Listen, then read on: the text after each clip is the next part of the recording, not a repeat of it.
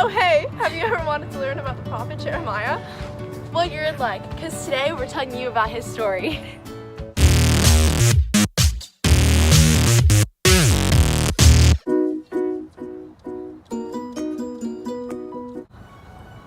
A long time ago in the city called Jerusalem, a man lived named Jeremiah.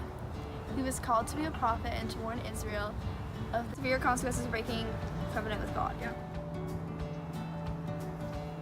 Jeremiah lived through the destruction of Jerusalem, but 20 years later, God called him to collect all of his sermons, poems, and essays and commit them to writing. Jeremiah employed a scribe named Baruch to write it. He also gathered info about Jeremiah and tied it into the stories. This is why the books read like a collection of stories. A dual prophet. His words will uplift, but also tear down. So that means, in other words, he's going to accuse Israel and warn them of God's coming judgment. But he's also a messenger of hope for the future. The stories have been oh my God! In other words, he was going to accuse Israel and warn them of God's coming. Yeah. The stories have been arranged to present this prophet as a messenger of God's justice and grace. The story starts off by saying that Jeremiah was not only a prophet to Israel, but also to the nations. So pretty much he was a dual prophet. His words will uplift, but also tear down. In other words, he's going to accuse Israel and warn God's coming judgment. But he is also a messenger. Chapters 1 through 24 explain a collection of Jeremiah's writing before exile.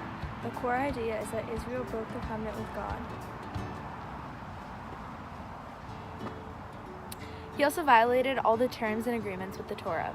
They adopted the worship of all kinds of Canaanite gods, building idol shrines all over the lands.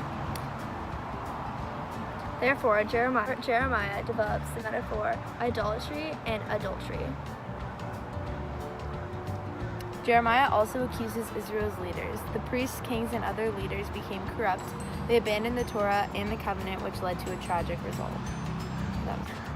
Whoa, don't leave me on a cliffhanger there. Sorry.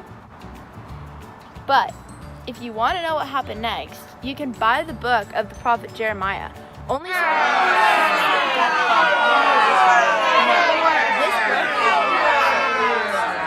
stores.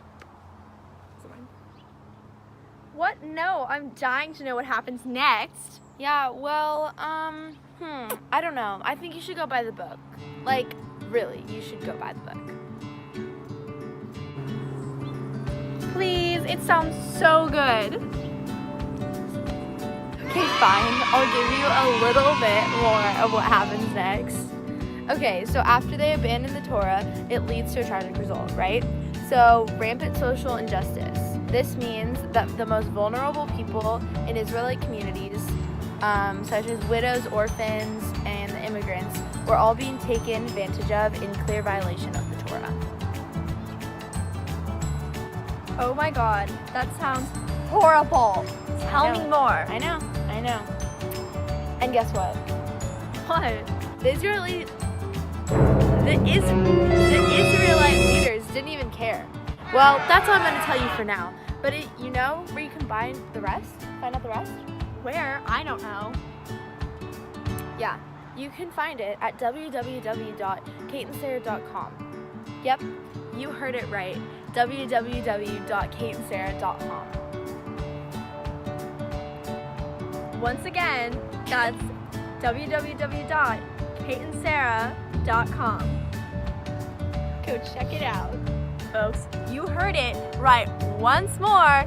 That's www.kateandsarah.com.